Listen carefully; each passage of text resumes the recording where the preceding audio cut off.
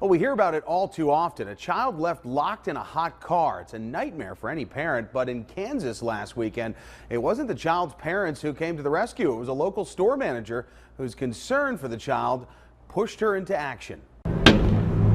In the cell phone video, you can hear and see the desperate attempts to break a car window. That woman swinging a tire iron is Sarah Orpeza. It was just very, very emotional for all of us that were around.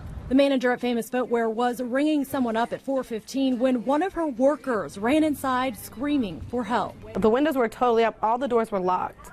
She was covered in sweat. Like when I looked in the window, she pulled her hair back and sweat was just drip, drip, drip. I was just getting so mad that it wouldn't break. And I was just praying, like, break the window. She's gonna die.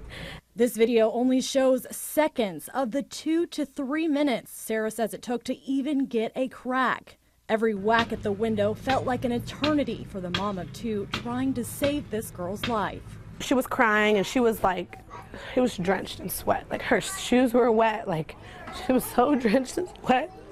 And I just started crying. Tears only turned to anger, she says, as the couple supposedly caring for the little girl came inside the shoe store. No emotion at all whatsoever. They sat there and the only question that they had for the police is if insurance was going to cover the window that we broke. That's the only question that they asked the cops.